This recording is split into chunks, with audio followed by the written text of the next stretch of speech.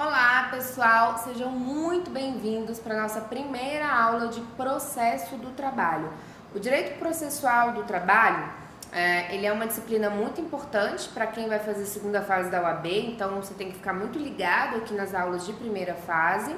E também é uma disciplina que é importante para a OAB para a primeira fase, porque a gente tem uma média de 5 questões de processo do trabalho, às vezes 4, às vezes um pouquinho menos, um pouquinho mais, mas é uma aula muito importante, então fica muito ligado aqui.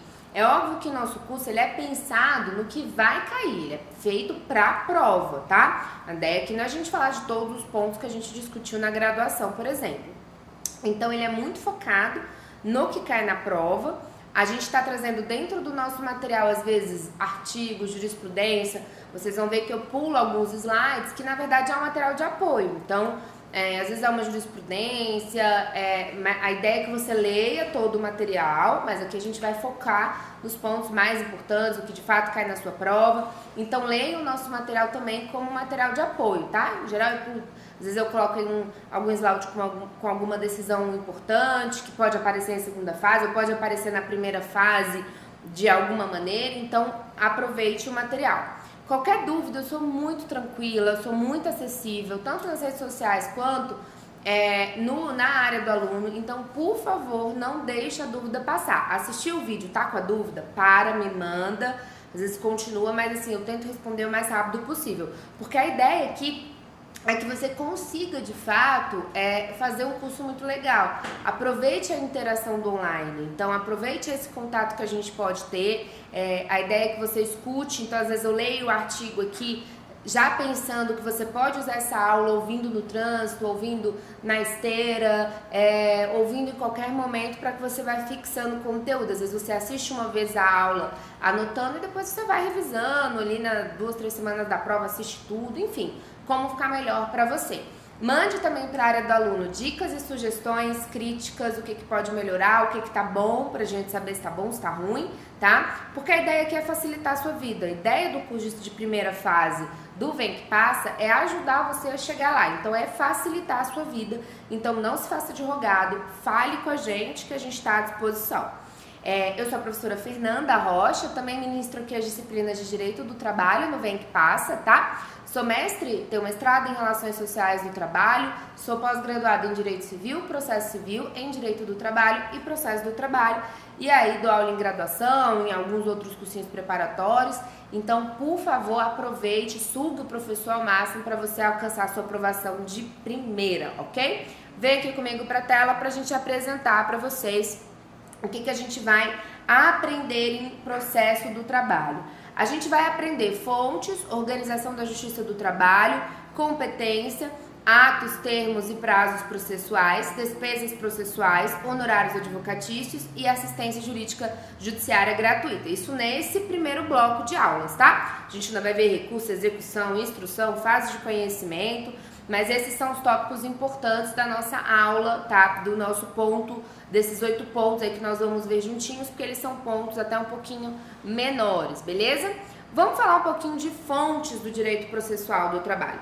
Primeira coisa importante que eu quero que você perceba é que o processo do trabalho, ele tá dentro da CLT.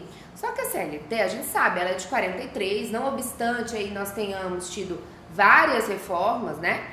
A CLT é de 43, mas desde então a gente reforma, a CLT já passou por diversas reformas, mas ela tem lacunas no processo do trabalho, ela tem várias lacunas. E aí a própria CLT sana essa lacuna falando o seguinte: eu vou utilizar o direito processual comum ao processo do trabalho. Para isso eu preciso cumprir 2 requisitos. Eu preciso provar ali, eu preciso verificar que há uma lacuna na CLT e que a previsão do processo comum é compatível com o processo do trabalho. Então esses são os 2 requisitos para eu aplicar a previsão do processo comum, e aí a gente aplica muito mais o CPC em geral, tá? Mas pode ser qualquer regra de direito processual comum ao processo do trabalho. O novo CPC, lá no seu artigo 15, ele trouxe a previsão de aplicação supletiva do processo civil ao processo do trabalho. Então, a gente pode utilizar o CPC para complementar o sentido da norma. Beleza? Então, qual é a primeira ideia aqui que eu quero que você tenha? Além da CLT, você vai assistir as nossas aulas com o CPC em mãos. Se você vai fazer a segunda fase em trabalho, você não vai levar só CLT, você vai levar também um CPC, pelo amor de Deus, tá? Não me chegue na prova de segunda fase sem CPC. Você vai levar CLT e CPC. E quando que eu sei se o que está lá no CPC é aplicável ao processo do trabalho? O TST resolveu isso, vem aqui para a tela comigo, eu coloquei o link para vocês, tá? Essa aí é a famosa Instrução Normativa 39 do TST. Nela, o TST, eu coloquei o link para você baixar, ela tá em PDF gratuitamente, pequenininha, para você dar uma olhada. Nela, o TST explica pra gente, tá? Quando que eu aplico o processo comum ao processo do trabalho.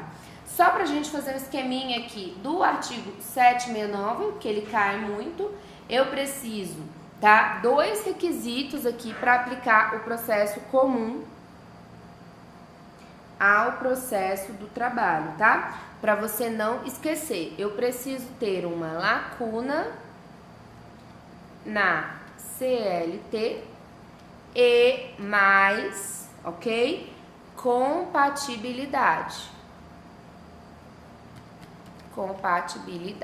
ok? Eu preciso disso para aplicar o processo comum ao processo do trabalho.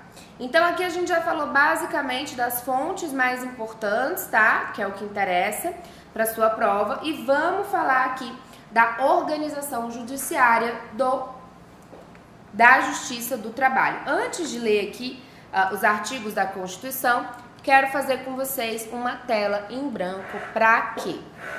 Vamos lá, pessoal. Vamos entender como é que é a Justiça do Trabalho. A Justiça do Trabalho, ela é assim, ó. Na primeira instância, a gente fala, né, na Justiça de Piso, eu tenho as varas do trabalho,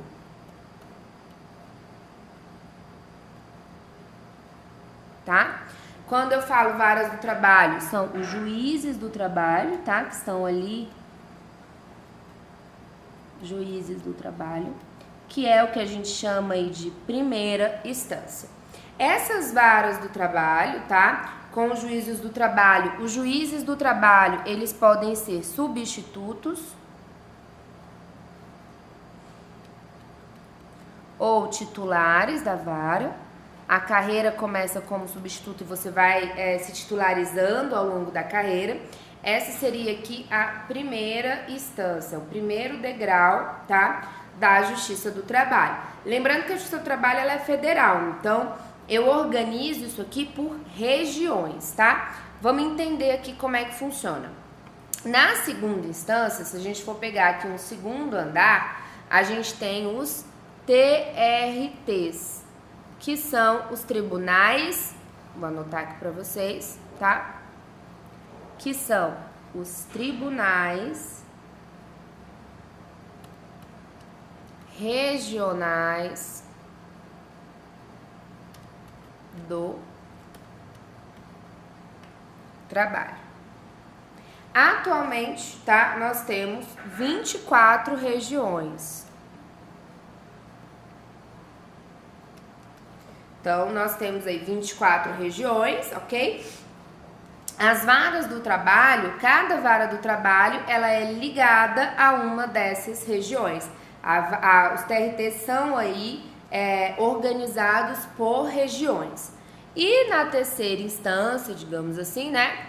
No terceiro degrau aqui, nós temos o famoso TST, tá?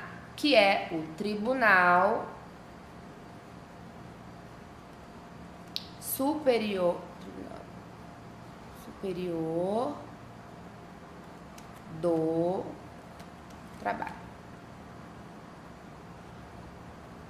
Ok? Então, aqui a gente tem o TST. Como é que se organiza o TST? O TST, ele se organiza, tá? A gente vai ter aqui, dentro do TST, e aí muita atenção, tá, pessoal? Porque isso também pode cair em isso pode cair em direito constitucional, beleza? Então, aí dentro do TST, a gente tem turmas, a gente tem sessões e a gente tem o pleno. Basicamente, a ideia é essa, tá? Então, a gente tem pleno, a gente tem, vou colocar aqui para vocês, a gente tem o pleno do TST. O pleno do TST, ele é composto pelos 27 ministros do TST, 27 ministros do TST, ok? Depois do pleno, a gente tem a sessão, deixa eu só... A gente tem a SDI 1, que é a sessão, tá? Deixa eu anotar aqui pra vocês. Sessão de dissídios individuais 1. Eu tenho a sessão de dissídios individuais 2, tá? E tenho a SDC, que é a sessão de dissídio coletivo. Beleza? O que eu quero que você repare aí dentro dessa organização da Justiça do Trabalho? Eu quero que você repare que quando a gente fala nessas sessões aí, cada uma vai ter uma competência específica, que vai ficar mais clara quando a gente for aprender recurso, tá? Então, aqui abaixo das sessões, aqui, ó, essa SDI1 e a SDI2, vocês podem encontrar também como SBDI. SBDI é subseção de dissídio individual. É como se a seção de dissídio individual se dividisse em 1 e 2, tá? Só para você entender. E aí, embaixo, que eu tenho 8 turmas do TST. Então, aqui seria a organização do TST, tá? Cada TRT vai ser organizado conforme o regimento e aqui na primeira instância eu tenho as varas do trabalho. Beleza? A gente vai voltar ainda nessa tela, tá? Primeiro a gente vai entender aqui o que diz a Constituição sobre a organização da Justiça do Trabalho. Beleza? O artigo 101 da Constituição traz os órgãos do trabalho, tá? TST, TRT, juízes do trabalho. Aqui, muitos doutrinadores entendem que seria vara e não juízes, mas enfim, se cair assim, marca correto porque é a letra da lei. E aqui a gente tem o 111.1A que vai falando dos ministros. Olha o que diz o 111.1A do TST. O TST compor-se-á de 27 ministros, a gente já viu, né? Escolhido entre brasileiros com mais de 35 e menos de 65 anos, de notável saber jurídico e reputação ilibada, nomeados pelo presidente da República após a aprovação, né, da maioria do Senado Federal. Vamos voltar lá para nossa, eu quero fazer esqueminha. Vocês vão ver que eu gosto muito de esqueminha, porque eu acho que os esqueminhas acabam, que ajudam vocês a resolver os problemas, ajuda muito vocês no momento da revisão, tá? Vamos voltar lá para nossa tela. Vamos fazer aqui algumas observações, tá? Eu quero fazer algumas anotações aqui, ó, de amarelo, vamos ver se pega. Quando a gente fala dos ministros do TST, o que eu tenho aqui que levar em consideração, né?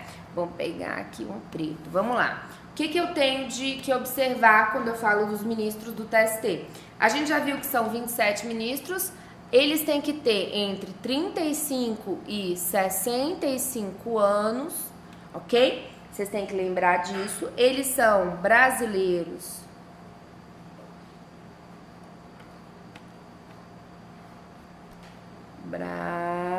ok? Eles são brasileiros, ok? Tem que ter um notável saber jurídico, notável saber jurídico, ok? E eles são nomeados, né? Nomeados pelo presidente e aprovados, não é isso? E eles têm que ter uma aprovação aí da maioria, aprovados por maioria absoluta do Senado. Beleza? Então a gente fez aí um resuminho desses ministros do TST, tá? Vamos voltar lá. 1/5, né? Como é que eles vão se organizar? 1/5 desses ministros tem que ser advogados com mais de 10 anos de efetiva atividade profissional e membros do MPT também com mais de 10 anos de exercício na atividade. Os demais, entre juízes do TRT, que aí vão subir na carreira, né, conforme a promoção, a atividade, e são indicados pelo próprio Tribunal Superior, ok? A lei disporá sobre a competência do TST, que é o próprio regimento interno. Funcionarão junto, deixa eu voltar aqui, funcionarão junto ao TST. A ENAMAT, que é a Escola Nacional de Formação e Aperfeiçoamento de Magistrados do Trabalho, cabendo-lhe, dentre outras funções, regulamentar os cursos oficiais para o ingresso na promoção e para o ingresso e promoção na carreira, e o CSJT, que é o Conselho Superior da Justiça do Trabalho, cabendo-lhe exercer na forma da lei a supervisão administrativa, orçamentária, financeira e patrimonial da Justiça de primeiro e segundo graus com órgão central do sistema, cujas decisões terão efeito vinculante, ok? Compete ao TST processar e julgar originariamente reclamação para a preservação de sua competência e garantia da autoridade de suas decisões, que é basicamente a ideia aí que a gente tem quando a gente fala de reclamação constitucional. Vamos voltar lá para o nosso esqueminha para anotar aqui com uma cor diferente, que funciona aqui junto ao TST a ENAMAT, não pode esquecer, e o Conselho Superior da Justiça do Trabalho, o CSJT. Ok? Vamos voltar lá, vamos ler aqui o artigo 112. Olha o que diz o artigo 112, artigo importante, tá? Ele não, na prática, ele tem quase nenhuma efetividade, porque a gente não tem nenhuma comarca sem juiz do trabalho, mas ele serve muito para cobrar em prova. Olha o que diz o 112. A lei criará varas da Justiça do Trabalho, podendo, nas comarcas não abrangidas por sua jurisdição, atribuídas aos juízes de direito com recurso para o respectivo TRT. A lei disporá sobre a constituição, investidura, jurisdição, competência e garantias e condições de exercício dos órgãos da Justiça do Trabalho. Então, o que a gente coloca aqui no nosso esqueminha? A gente põe aqui de uma outra coisa só para mostrar que é algo excepcional, porque além dos juízes do trabalho, a gente tem excepcionalmente os juízes de direito nos locais em que não há ali cobertura do seu trabalho. Hoje, no Brasil, não tem esse lugar, mas a gente tem que entender o que diz a Constituição no artigo 112. Lembrando que os recursos das decisões desses juízes vão aí para os TRTs e não para os TJs, ok? Beleza, pessoal? A gente vai encerrar esse bloco por aqui, tá? A gente ainda tá falando da organização judiciária da Justiça do Trabalho, uma justiça especializada. Então tem que lembrar que ela é uma justiça especializada, uma justiça federal separada em regiões. E aí a gente volta no próximo bloco para terminar nosso esqueminha e continuar falando sobre a Justiça do Trabalho e sua competência. Até o próximo bloco.